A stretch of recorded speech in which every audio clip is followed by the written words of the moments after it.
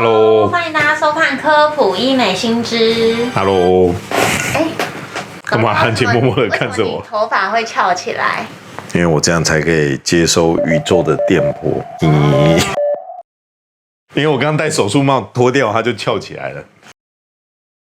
好，我今天要講一個很多人遇到可是不知道為什麼以為自己倒霉遇到這種事情。很多人他打肉毒去打抬頭紋，打完抬頭紋以後，抬頭紋不見了，好開心啊！可是沒壓眼了，為什麼會這樣？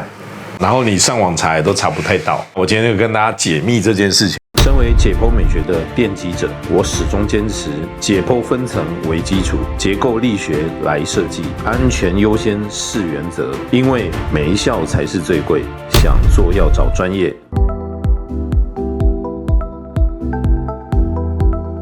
肉毒不是要收緊我們這個地方嗎？不是應該讓眼睛變大嗎？怎麼我打完抬頭紋以後，反而沒壓眼了呢？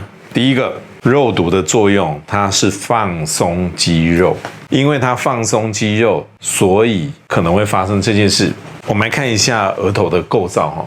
我們整個上臉有好幾塊肌肉，有額肌、有皺眉肌、有降眉肌，還有我們的眼輪匝肌這些肌肉。唯一一個可以把我們的眉毛往上抬的肌肉，就是額肌。可是這個額肌，它同時也是製造抬頭紋的一塊肌肉。簡單講，就是因為這個額肌往上收縮，才導致你的抬頭紋。那肉毒為什麼可以治療抬頭紋？它就是把額肌放鬆了。問題是，它是額頭唯一一個把眉毛往上抬的肌肉，所以你把它放鬆的時候，它可能會造成你的眉毛就抬不起來了。比較輕微的呢，你看這邊打完肉毒以後，你有沒有發現這邊的眉毛比較低？這邊沒有打肉毒，這邊眉毛比較高。大家懂意思了嗎？所以打抬頭紋，我會讓你的額肌放鬆沒力，你的額肌沒辦法往上的時候，你這邊眉毛就會往下掉。我們再看到它本來打之前是這樣的，打完之後大家看到什麼事情？沒壓眼。這就是沒壓眼。他看鏡子發現眉毛掉下來，然後他自己的感受是：我現在抬不上去，我覺得眉毛好重哦，好像有一隻手一直壓着，讓他沒有辦法抬起來，這就叫沒壓眼。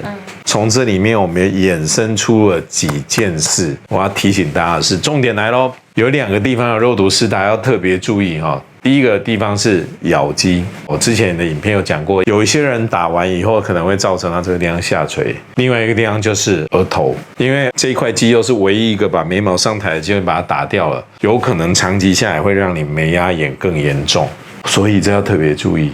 第二件事，我好常在門診遇到這種狀況，很多客人來就說：張醫師，拜託你一下，我這個抬頭紋好厲害，你幫我把它肉毒打一打。我一看，人說你這不能打，可是我抬頭紋很厲害，你怎麼不能打呢？大家聽清楚，很多人本末倒置了，很多人他是因為沒壓眼的，不由自主一直往上撐，對，一直往上撐，那往上撐就會產生抬頭紋，所以他就想說我這抬頭紋看起來比較顯老，我就要打肉毒。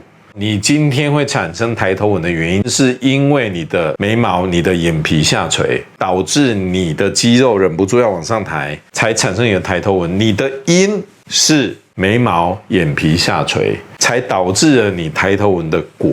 結果你今天呢，本末倒置了，你就想說，那我用肉毒把這個果打掉，把這個抬頭紋打掉，這樣對嗎？不對啊，因為你真正的原因是眉毛、眼皮下垂，結果你去治療抬頭紋，反而會加重你眉毛跟眼皮的下垂。好常遇到這樣的人哦。這個時候，其實你應該要做的是真正治療你的因。大家看過我之前的影片，我一直在跟大家說一件事，大家都會覺得醫學美容就是打打針啊，注射一下，不是哦，老化也是一種疾病嘛。所以你要先診斷再治療。我是不是每一集都一直跟他強調要診斷再治療？今天你會有產生抬頭紋，很單純就是因為你這個地方皺紋比較多，如果是這樣，你就打肉毒 OK。可是你今天的抬頭紋診斷出來是因為你的眼皮垂、你的眉毛垂，才導致你不由自主一直去抬。這個時候你要治療的不是抬頭紋，這個時候你要治療的是你的眼皮跟眉毛垂。而且哦，我們常會看到一個狀況，當人到了一個年齡的時候，因為他眼皮垂了，他不由自主就挑眉，挑眉的時候他就產生很多皺紋，皺紋是不是讓你這個地方更鬆，更鬆它就更垂，它就變成一個越來越嚴重、越來越嚴重的惡性循環。你要打破這個惡性循環，就要針對它的病因去治療，就是要把這個地方抬起來。這個時候，你做一個上顎的拉提，你會發現哦，你上顎拉完以後，不僅是你的眼皮垂、眉毛垂改善了，你的抬頭紋也自然改善了。你把根本的原因治療了，你就不需要去打肉毒治療你的抬頭紋。所以大家弄清楚了哦，真的好多哦，40-50歲啊，他跑來說要打抬頭紋，我拒絕幫他打，他好失望。他還堅持要打。啊，对，我們很常遇到了沒有？我跟你講，打這個會上癮，不要打，我一定要打，拜託幫我打，一點點就好了，一點點就好了，一點點。我有時候開玩笑說，肉毒你只要有手就會打，很簡單嘛。可是它背後它隱藏的生理學、它解剖學的概念更重要。打抬頭紋誰不會打？一下就打好了。可是如果你今天沒有針對原因打，打完只會更垂、更嚴重，會造成眉壓炎。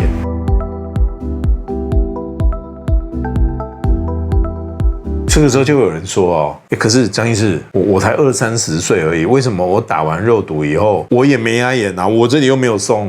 我們再看這個，這個是一個國外很有名的 YouTuber， 你看他打完肉毒以後，兩邊眼睛不一樣大，這一邊眼睛變好大，這邊眼睛掉下來了。怎麼會這個樣子呢？接下來又要開啟醫師模式了。正在觀看的醫師這時候說啊，張醫師又要來講論文。一般的民眾巴拉巴拉巴拉巴拉巴拉，接下來可能聽不太懂。我們的小編現在在旁邊又說，又要開始講天書了。我們的上眼皮在這裡，對吧？可是上眼皮分成2個部分，這個影片我之前有講，大家可以去看哦。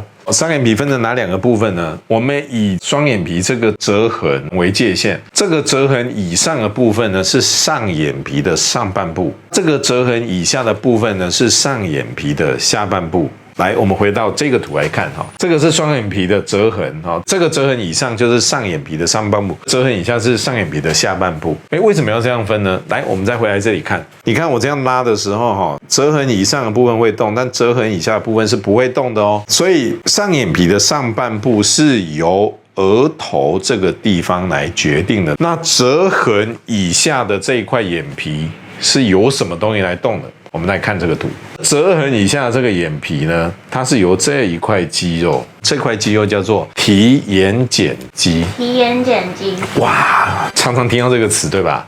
割雙眼皮的客人，我們都會跟他聊到說，你有沒有提眼瞼肌的問題？提眼瞼肌是什麼肌肉？提眼瞼肌這個肌肉其實是從我們的眼眶裡面，快把雷神之錘給我哦，它要飛來了。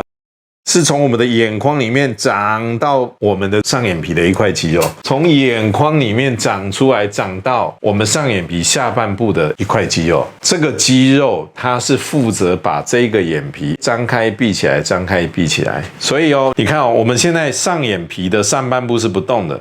好，你眼睛慢慢閉起來，慢慢張開。折痕以下的部位，它會閉起來、張開、閉起來、張開。這個折痕以下閉起來、張開，就是由提眼瞼肌來控制的。所以啊，有些人他打完肉毒以後，打錯位置了，肉毒擴散到了眼睛裡面，造成提眼瞼肌無力。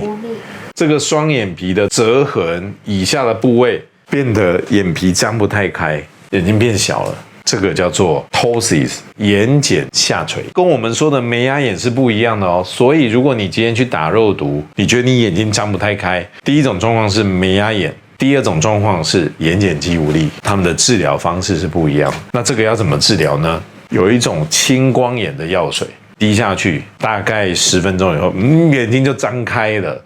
真的，我告訴你，有一次我在大陸幫一些醫師上課，第一排有個醫師炯炯有神，那邊抄筆記。我那個時候講課是一次講4個小時的，講到快12點的時候，因為他坐第一排，明顯有一隻眼睛慢慢就是這樣。我那個時候想說，我講課無聊嘛，他說為什麼那麼想睡覺？可是想睡覺，為什麼是有一邊的眼睛想睡覺？中午下課的時候，他就趕快拿眼藥水起來在那邊滴，我就知道了，他打肉毒擴散到了眼睛裡面，造成眼瞼肌無力。那他要滴半年呢？是啊，好辛苦。所以當然還是不要發生這種事情，還是要對構造了解的醫師打才會比較安全哦。為什麼會這樣子？因為如果你的肉毒在打的時候太靠近眼眶骨的位置，肉毒有可能會擴散到裡面去，它會沿着我們的上眶神經孔跑到裡面去。所以一般而言，我們在打肉毒的時候，最簡單的方式就是以這個眼眶骨往上大概1個指幅的位置，這一區不要打肉毒。這一區如果打肉毒的話，就有可能會變成這個樣子，眼瞼肌無力。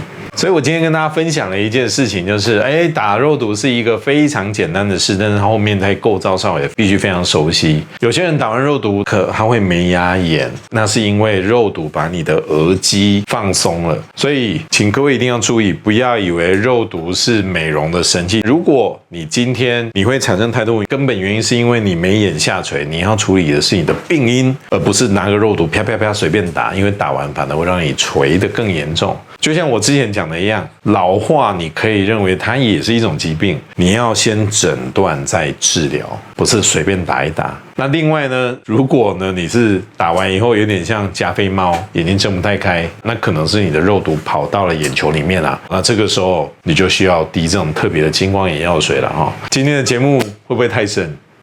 不會。